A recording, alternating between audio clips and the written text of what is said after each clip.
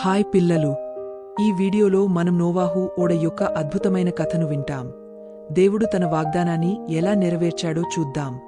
పురాతన కాలంలో ప్రజలు దేవుని మాట వినడం మానేశారు. వారు చెడు మార్గాల్లో నడిచారు. కాని ఒక మనిషి, నోవాహు, దేవునిని తన పూర్ణ హృదయంతో ప్రేమించాడు. దేవుడు పాపం, బాధ, విషాదంతో నిండిన ప్రపంచాన్ని చూసి విచారించాడు. ఆయన హృదయం బాధతో నిండిపోయింది. అప్పుడు దేవుడు నోవాహుని పిలిచి ఇలా అన్నాడు, నేను పెద్ద వరదను పంపబోతున్నాను, కాని నిన్ను, నీ కుటుంబాన్ని కాపాడుతాను. దేవుడు నోవాహుని ఒక పెద్ద ఓడ కట్టమని ఆదేశించాడు. అది అతని కుటుంబం కోసం మాత్రమే కాదు, అన్ని జంతువులకు సరిపడేంత పెద్దదిగా ఉండాలి అని చెప్పాడు. నోవాహు దేవునిపై నమ్మకంతో వెంటనే ఓడ కట్టడం మొదలుపెట్టాడు. ప్రజలు అతనిని చూసి నెరవేరుతుందని పరిహాసం చేశారు. కాని నోవాహు ఆగలేదు. ఎందుకంటే అతనికి తెలుసు, దేవుని వాగ్దానం నిజం. నోవాహు భార్య, అతని 3 కుమారులు, షేము, హాము, యాపెతు అందరూ కలిసి ప్రేమతో, శ్రద్ధతో ఓడ కట్టడంలో సహాయం చేశారు. తర్వాత దేవుడు నోవాహుని ప్రతి జంతువులలో 2 చొప్పున, చిన్నవి, పెద్దవి అన్నిటినీ తీసుకురమ్మన్నాడు. నోవాహు కుటుంబం ప్రయాణానికి కావలసిన ఆహారం, నీరు, అవసరమైన వస్తువులు అన్నిటినీ జాగ్రత్తగా సిద్ధం చేశారు.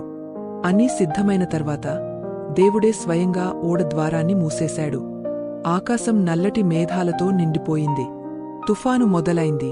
చినుకులు, ఉరుములు, మెరుపులు, భారీ వర్షం ఆకాశం నుంచి కురవసాగింది. నీరు భూమిని కప్పేసింది.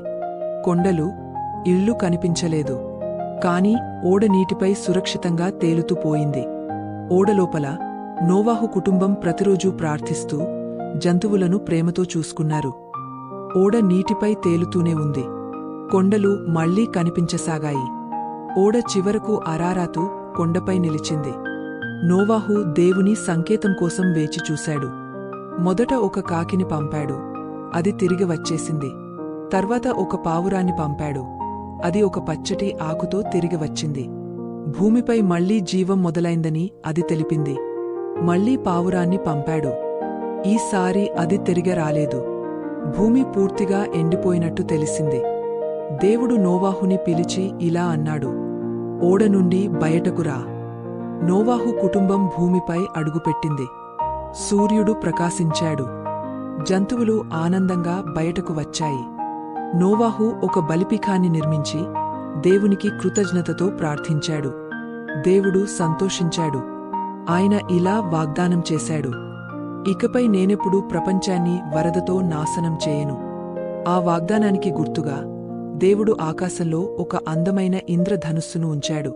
నోవాహు ఆ ఇంద్రధనుస్సును చూసి ఆనందంతో నిండిపోయాడు. ఎందుకంటే దేవుడు ఎప్పుడూ తన మాటను నిలబెట్టుకుంటాడు. జంతువులు తిరిగా స్వేచ్ఛగా తిరగసాగాయి. ప్రపంచం ప్రశాంతంగా, శుభ్రంగా, ఆశతో నిండిపోయింది. దేవుడు చిరునవ్వుతో చూశాడు, ఇది ప్రేమతో నిండిన కొత్త ఆరంభం. ఈ కథ మనకు చెబుతోంది, మనం ఎప్పుడూ దేవుని మాట వినాలి. దేవుడు మంచివాడు. ఆయన రక్షిస్తాడు. ఆయన ప్రేమిస్తాడు. ఆయన తన వాగ్దానాన్ని ఎప్పుడూ నెరవేరుస్తాడు. ఇదే నోవాహు ఓడ కథ. ప్రతి ఒక్కరిని ప్రేమించే దేవుని గొప్ప ప్రేమ మరియు శాశ్వతమైన వాగ్దానం.